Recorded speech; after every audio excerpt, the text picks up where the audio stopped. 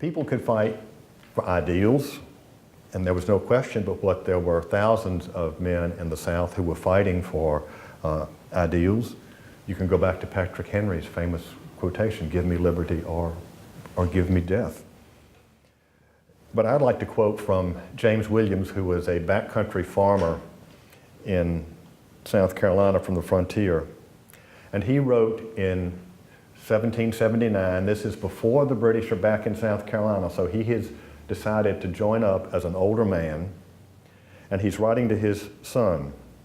He said, "I'm obliged to take the field in defense of my rights and liberties and that of my children, out of necessity, and from the consideration that I had rather suffer anything than lose my birthright and that of my children."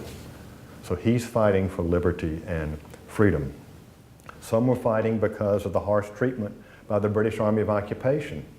And as I mentioned earlier, within 6 weeks after Lord Cornwallis and Sir Henry Clinton had declared victory in South Carolina, the occupation began to unravel.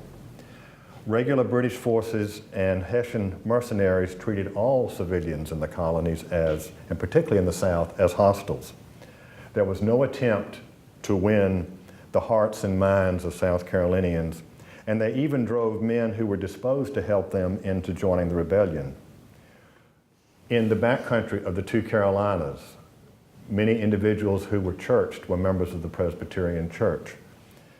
Rural Presbyterian churches were routinely burned in South Carolina because they were declared to be sedition shops. In other words, their clergy opposed the royal occupation. Not only that, it was fairly common, and this started in South Carolina, continued into North Carolina. Property was wantonly destroyed. Crops, barns, homes, farm animals destroyed. Women, children, and the elderly roughed up. And when you think about fighting men, you don't often think about 13 and 14-year-olds as being fighting men. But our 7th president, Andrew Jackson, was 13. He was a member of what was called a partisan band, and we'll talk about a partisan is are independent fighters, guerrilla fighters, insurgents, terms used today. They call themselves partisans. He was with William Davie, a famous partisan from North Carolina that operated along the boundary of the two states. At age 13 and 14, he and his brother were a member of that band. They were captured. And an English officer ordered Andrew Jackson to shine his boots. And this scrawny little guy, and he was a scrawny little teenager, stood at attention and told this English officer, "Sir, I am a prisoner of war and demand that you treat me as such." Well, that was insolence of the first order. Who is this colonial? So the officer pulled his cavalry saber, which is a very heavy weapon, out of its sheath and took a swipe at Andrew Jackson. Andy was not only little and scrawny, but he was quick. He threw up his arm, blocked the blow. It didn't hit him in the head. It did go to the bone. It cut him to the bone. A scar he carried with him for the rest of his life, and when he became president, didn't help Anglo-American relations at all. Now, his older brother, Robert, 14, 1 year older, same demand was made. He made the same assertion, but he wasn't as quick. He was clipped in the head and died several weeks later of an infection, a very agonizing death, because he wouldn't shine the boots of an English officer. And stories like this could be told all over the Carolinas, and they were magnified. And there had been no restoration of royal government in South Carolina. Cornwallis and Clinton didn't see any need to do what they'd done in Georgia.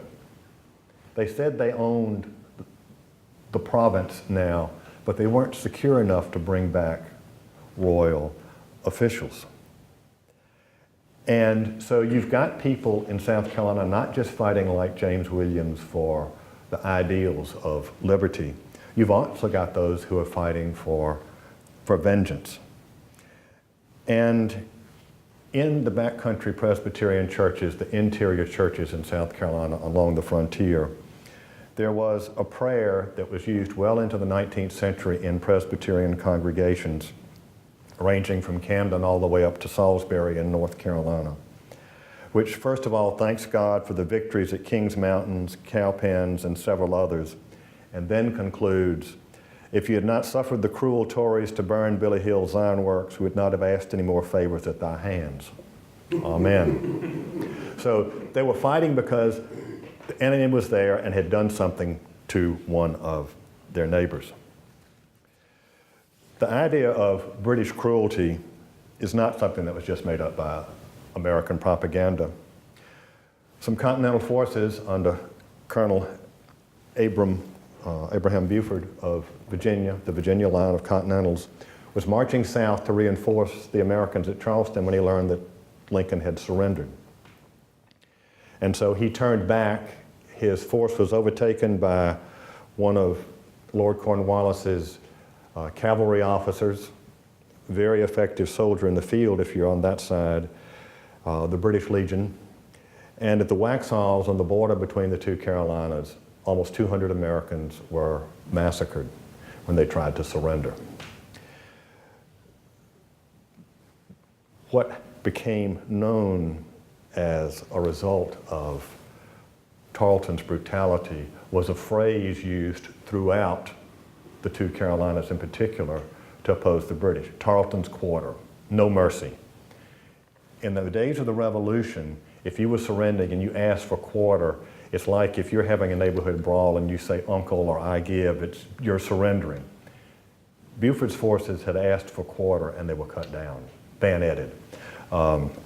There's a very graphic description of this, again, and it comes from a church sermon from about 10 miles from the Waxhaws Presbyterian Church, which was being used as a hospital after the battle.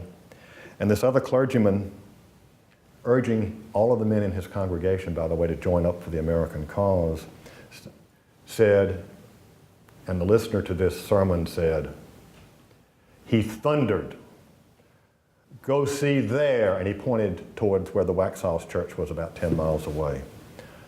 Go see there the tender mercies of Great Britain. In that church you may find men, though still alive, hacked out of every semblance of humanity, some deprived of their arms, some with one arm a leg, and some with both legs cut off. This brutality pretty much moved into an Old Testament eye for an eye and a tooth for a tooth conflict in the Carolinas. And if anything, the violence escalated. But it started with Tarleton, and throughout the Revolution you will hear in the South from now until the very end, in 1782, you're going to hear people talk about, if they ask for quarter, we'll give you Tarleton. Americans will respond, we'll give you Tarleton's quarter, which means you're a goner. So what had been potentially a docile province with people surrendering now was a hornet's nest.